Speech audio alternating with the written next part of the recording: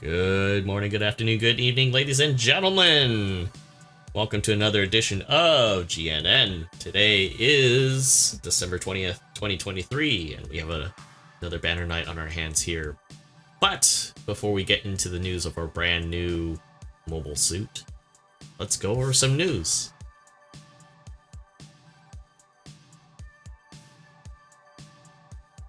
So, ladies and gentlemen, we got the GBO2 Winter Festival in full effect as we start to close out December 2023. This is still ongoing, so definitely take advantage of the new update with the battle simulators, as well as some of the winter-based goodies that they have. This will end on the 27th for the last banner night, which, if I look at, look at the last date on there, that is the last banner night there. So scrolling out to our main event, we have the Full Armored Alex as a 3-star 450 support, but we'll get into those details shortly because we have a step up supply drop notice for up to 5 times the 3-star materials there. So if you feel like you need to stock up on some crazy stuff, I did the discount earlier and unfortunately paid for the price for it. So if you feel like you want to give it a try and you got some extra dough laying around, that might be up your alley. But I think the worthwhile limited supply drop that's going right now is our Lord and Savior, the Pope Doga. So if you never got the chance to get it during its banner night, well, today is your lucky day because we have the reissue with a chance to get the 700 cost version as well as its weapons. This by far, I think, is pretty much the worthwhile banner to go for. Pope Doga does not lie. It is pretty savage at 650. I am very curious to see what it can do at 700 with the ecosystem that is going to be that it is right now, honestly. And on top of that, we do have the unit adjustments, but we'll get into that shortly because changes to the recycle ticket counter is as follows. We have the Zaku Mariner, I keep on calling it Mariner, but Mariner, as well as the Bound Dock at 650, and the Mariner starts at, I believe, 400, so both level 1 and level 2 are now in the shop. Going into the DP exchange counter side of things, the Angelo Girazulu, which is a 650 suit, is now available. And I think it's 600, sorry. That's a 3-star support, as well as the Type D Gigant, which is a 500 cost, that's also there. And both the 500 and 550 version of the Hazel 2, if you haven't had a chance to get this lovely raid from Advanced Zeta, is also there. So from there, let's go into the unit adjustments. Alright folks, jumping into the December unit adjustments, we have right off the list is the new Gundam, which, to be fair, has gotten power crept over the course of the 3rd anniversary on, especially with all the newer 700 cost suits, filling up the ecosystem and the introduction of the RX-0 and some other stuff. This was on the top of the list, so now it has Maneuver Armor 1. The beam rifle is now shortened down to 2 seconds between shots, and the heat rate, I don't know why it says hate, but I'm pretty sure that's a typo. It's heat rate. It's a reduced heat rate charging while focusing fire. So they're adjusting that. The bazooka has also been shortened down to 5 seconds with a reload time of 10 seconds. So the switch time has been shortened for the bazooka as well. The fin funnel pincer mode has been buffed. It's now at 400 with the heat rate of 50%. Stagger accumulation has been adjusted and it has been increased. Switching time has been shortened, and the time to lock on and between shooting and attack start has been reduced. So these come out pretty damn quick and they lock on quick. I always had problems, to kind of reiterate that, with a lot of the lock on suits. Sometimes they have a hard time, so you try to adjust it with the psycho frame, and sometimes it doesn't help, but this might actually make things crazy for people that run this now. But basically it's supposed to be a mid-range to close-range suit, as with, like high new as well, as with most generals, I should say. So I guess this has been Not doing so hot, so here we go. High News on the list as well. Speaking of High New, it's getting a buff in terms of HP. Beam resistance has been buffed up from 16 to 25, and then it's also getting flight control program up to level 3 now. Jumping into the beam rifle, the overheat is shortened down, as well as the heat rate charging while focusing fire is reduced as well. So I use the beam rifle more than I use the bazooka, so this is going to be pretty cool. And I have the bazooka as well. Speaking of the bazooka, it also has been pulled down to 5 seconds instead of 6, with the reload being shortened down and the switch time being short. So it's going to be pretty interesting for people that run that. Focus fire overheat's been shortened down to 12 seconds, and the stagger accumulation is increased. So, I mean, I didn't think it needed a buff. I know it wasn't exactly perfect, but it's one of those suits that you just kind of suck it up and play, right? So that's coming. And then the support one, it's been shortened down to 1.5 for the cooldown. So that's going to be crazy. And they also adjusted the returning speed for the funnels as well. So, well, I'm adding that to the list. I don't usually play high cost. I haven't been playing a high cost lately, but since I play more high new than I did new, I might have to check these out at some point. Add that to the backlog of listing, because we still have C-packs on the list. Double Zeta is getting buffed as well. It's getting a little more tankier now with the HP buff. Its melee resistance has been buffed as well, with the upper levels being that way as well, from 18 to 25. Biosensor boost is now level 2. Level 2 is being enhanced. Level 1's walking speed is now 115, with the special arm buffers being level 2. Level 2 is getting range and melee attack boosts as well as the walking speed, so it's now 120. And buffers going to level 3 for the armed equipment. The beam saber is also now getting increased for the level 2 to 3200, so that's gonna be nuts. I think they're adjusting it primarily because it's so big, and with like things like the full armored double Zeta in play at 700. Yeah, it's gonna be interesting. And they're also tweaking it when you're transform mode, but I don't think they really change much unless they're actually adjusting like the buffers or anything. So we'll skip down to the B packs. So B packs is getting a skill called Full Attack. So basically, Full Attack is improving the mobile suit's performance when using quasi-psycho weapons. I'm not exactly sure how that works exactly. I'll actually have to try it out. I'm assuming it's supposed to deal with the lock-on time and return time too. So I'm assuming it's probably very similar. I don't know. I didn't get that far yet. I already shut down the game already because I'm like, okay, well, I'm gonna do dailies later, but that's beside the point. Range attack and melee attack are being increased. It's now flat at 42. Combo attack compensation has been increased. So this is going to be interesting to play at 650 and 700 now. I'm literally going to add that to my list since I play so many different generals. But the thing too to remember is they're not adjusting the ballistic value. So this thing's going to be still pretty squishy against the things like the Zwei. Even though that got nerfed, this thing has like no ballistic resistance. It's pretty much an 8. So we'll see how that plays out for the most part. But yeah, it'll be interesting.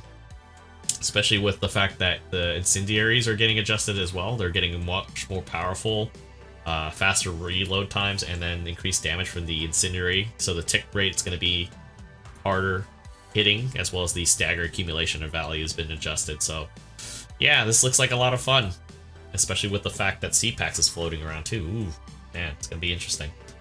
Violent Custom's been buffed. I didn't think it needed buffing. I think just a lot of people struggle with a suit that requires a lot of skill, which I don't possess. So I know, like, I can't even touch this really.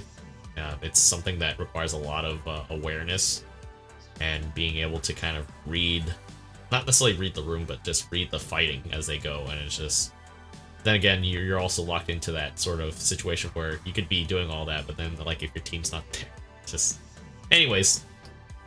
So it's getting an HP buff, getting melee resistance buff, as well as Maneuver Armor 3. That's crazy. Back buffers are getting increased, and then the level 3 melee attack boost increasing to 40. Same with the level 3 getting a whole bunch of increases, which is the 700 cost. Makes sense. Beam Saber is getting shortened down to 2 seconds, so I'm going to see more people comboing off of this a lot more. And the Mega Particle Cannon, its main pew-pews or sub-pew-pews are getting a range increase, so that's going to be pretty interesting to go up against. I can see this kind of being a pain in the ass now even more. The Claw Armor is getting a cooldown time, so as well as for the 701, it's going to get a damage increase as well, so yeah, this is going to be interesting. It's going to be interesting. BD1's getting a buff too. That's nuts. So it's getting an HP buff. It's getting Shield Break Mastery now, MA2, Power Accelerator 2, Range and Melee Attack Boost are getting increased for level 2. Force Injector 2 for level 2. Assault Booster level 2 for level 2. Same with the custom part slot ranges are being adjusted. I'm just kind of skimming this really quickly. And it's also getting Assault Booster level 3. And then thrusters are now increased to 50 for level 4 as a base. And then the missile launchers are reduced reload time to 12. Bullets can now be guided by the reticle after firing, so this is literally going to have the same type of properties as the tow missiles for the not the Striker, but the Spartan and the Spartan RG. So that's going to be nuts. And then the level 2 version of the power is going to be upgraded. So it's going to be 1800 base for both of them, I believe. So it's going to be interesting to see how this plays out. You're going to see a lot more of that coming around the corner there. BD2 is getting a buff too. That's nuts. 1400 base, Power Accelerator 2 now for BD2. Assault Booster level 2 is now being given. Level 2 is getting Pursuit Melee Ox level 1. Level 3 is getting Thruster Output increase. Assault Booster level 1 to increase the level 3 for the level 3, and a whole bunch of increases for level 3 and level 4. So, also Beam Sabers are increased to 2350, and then switching time is increased. So, yeah, I've always had decent results with the BD2, even if I do lose. I didn't think it needed this upgrade. So, I'm excited. Well, this is adding to the list again. The Reg Z Ideal is getting buffed as well. HP, speed, walking speed, rotations increased to 66. The Smart Gun's getting a reduction in heat. Cooldown times faster. The reduced heat rate charging while focusing fire has been reduced as well. Chest Gatling's being increased with those faster reload time. So, and they're adjusting the staggered accumulation. So we'll see how this plays out. It's maybe enough of a buff that it works. Same with the Kai. The Methus Kai is getting a buff. More HP, more melee resistance. High-speed movement's been increased to 190 with the Flight Control Program level 2. And it's getting an increase in the custom part slots across the board. Yeah, I don't know. We'll see. We'll see how that plays out for this one as well. I don't play either suits in terms of supports just because it's a 600-650 cost range. And I don't know, there's certain ones that I kind of gravitate towards just because they feel a little bit easier, but I don't know, we'll see. We'll see how the community reacts to that. See if they're usable or not. Guard 7th is getting an increase too. More HP, walking speed is now 125. Level 2 and level 3 are getting buffs, so level 2 is getting a range attack buff, and then level 3 is getting part slots increases. And then the beam rifle is now shortened down to 2 seconds for focusing, and then the beam gun has a range increase with a faster rate of fire, and then the level 4 version of that has an increase of the power output. So I know Spider Chief is going to have a lot of fun with that, just because man loves his RX units. But 7th has always been pretty decent, it's just not something that I play a lot of. It's more of a mid-range support, just because the only long-range weapon is more of a gimmick. Would be kind of nice to have something a little more reliable, like a long-range stun, but, that's just how this thing is. So we'll see. Speaking of long-range, Mudrock and Madrock is getting a buff. you're gonna see a lot more of this now. This is one of my early supports that I got to play, and I had fun with this. 15k HP now. Thrusters are now at 60. Level 3 is getting a buff across the board. Range attack boost to 41. Thrusters are now 65. Thruster output increased to level 2, so I think it's 180, so this is 200 now, maybe, if I do the math correct. Frontline support level 2, high performance level 3, or radar level 3, sorry, and then getting parts increased across the board. They're only adjusting the level 2 weapons, so beam rifles being sent to 1500, same with the beam saber. The cannons are now flat 1000 at level 2, with the reload short down to 15 seconds. So I don't know if that affects the level 1, but I'd have to double check. And then the grenade launchers are having a range increase and power increase for level 2. Or actually, no, that's right. I misread that. So level 2 is getting a power increase, but overall the weapons are getting shortened down to 15 seconds for the reload time, which is actually pretty nice. So you can actually switch, shuffle stuff around parts-wise, and then the grenades have a little more effective range. So this is gonna be interesting, considering that the effective range for the cannons are 450, so it's kind of midlining a bit, but it has a little bit more long-range reach. And that's it for the unit adjustments for December.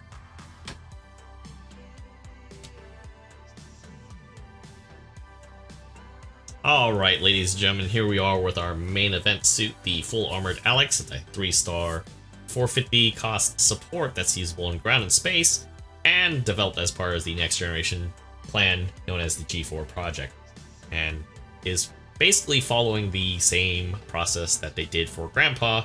So it's part of that whole FSWS plan program, whatever you want to call it. So it has augmented armor, very similar to the Chobam in a way, but not quite. This is a different sort of, I think, program methodology, whatever you want to call it. Very similar idea, but different implementation. So as you can see in the trailer, it has the cannon, has a beam gun, that sort of thing. But this was never actually developed, I believe. That makes sense. If you are doing 10 pulls for this suit, you're getting a chance to get the lovely, lovely, iconic Titan's normal suit. I actually had this when I think the Mark II came out, I believe, at the time. Because I think when Zeta came out, we had the Camille version, but I think when the Mark II came out way, way back in the day, we got this. So now this has popped up again. If you wanted to channel your inner AOZ, which I know this is completely segueing from that, well, this is your chance. If not, no biggie deal. So, on to the stance of our brand new mobile suit. Alright folks, here we are with the stats for the Full Armored Alex Gundam. As we mentioned before, it is a 450 cost support, usable in ground and space. It only has priority 1, and no compatibility for any of the other terrains there, which is kind of sad, but I guess that may change in the future. This one has been tuned up a bit, so we are looking at 16k HP, 23, 20, and 15 on the resistances respectively. Range strength is obviously higher. It is leaning, as it's a shooting support. A little bit of melee strength, surprisingly enough. The big thing that stands out to me in this so far is a decent amount of boost in terms of high speed movement, and a nice walking speed of 115. Most supports, especially if we look at Grandpa Full Armored, is much, much more weighed down. I think it's around 100, 105. Somebody can correct me on that. Thruster gauge is pretty mediocre. It's only 50. So it's okay, I guess. But the big thing on top of that is its turning speed is 66. And definitely substantial compared to other supports, I think. But I'll let chat or the comments section let me know otherwise. Jumping into the primary portion of our breakdown, you have the twin barrel, double barrel, 2-barrel beam gun, beam rifle, whatever you want to call it. It's the same thing as the Dominance and Grandpa there. Power base of 800, probably times 2. 45% heat, 400 meters, and a overheat of 15 seconds. 4 seconds cooldown time between shots or between bursts. But as I mentioned, I'm assuming this is going to be just like the trailer. It's going to be performing just like everything else under the FSWS program. For those of you guys that follow the lore behind Gundam. Going into the primary melee, this thing has a base of 2200, 2.5 seconds. In both cases, they don't use any other weapons there, so not surprising. Going into the Arm Gatling, 155 base power, 45 shots in a 175 meter effective distance with a 12-second reload time. That's kind of crazy coming from support. I would figure it'd be less than that, but 12 seconds is not bad. It should be faster. It does have stun build, but I don't know what the values are, unfortunately. Would imagine they're okay. We also have the miniaturized bazooka, basically the cannon as with all full armored variants. Base of 15, 6 shots, 450 meters, 4-second cooldown time between shots, and 12-second reloads. So I can see people running the reloaders on this for sure. I mean, everything's pretty much ammo based with the exception of the beam gun, but we'll see. Chest missiles, obviously, the sort of oh snap button that you hit. This will actually stun for most of those shots there. Base power 425, 6 shots, 400 meters, so great for kind of firing into crowds, I guess. I don't know if this will stun teammates though, but just something to kind of keep in mind there. 15-second reload time. It's around the same ballpark range, so you're probably going to be kind of comboing off of these things, which is kind of great. Vulcans have not always been really good with 1-year war or late 1-year war suits, so this looks pretty standard, but I assume this is going to be firing kind of like pew pew pew pew pew pew pew, that sort of rate of fire. The reload's nice and effectively 150 meters, but that's about it in that regard.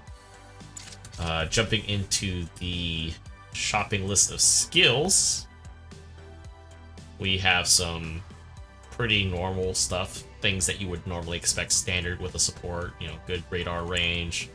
It can scope in and zoom in, observational data link or ODL. Yeah, that's pretty much standard with most supports. Kind of makes sense. And then a gimbal for space usage. This one actually gets precision shelling when you're crouched or remaining still in space, so that's always pretty nice. Leg shock absorbers. This one actually has anti-blast and explosive reactive armor. That throws me off already with the addition of damage control. But what further throws me off is the fact that they give this a melee combo controller, but no balancers. So, gentlemen, please, BB Studios, what's going on here? You have all this, but no, there's no balancers. How am I supposed to downswing people without it? I'm just gonna waltz up there and walk to people, maybe, perhaps? Seems like to be the case. So, numbers-wise, it seems pretty decent, but since I don't actually own one, I will have to essentially sit this one out, because we all know the next banner next week, I think it goes without saying, it's probably more than likely going to be a 4-star, and well, chances are it might be something really cool, might be something unexpected. Hell, I have no idea.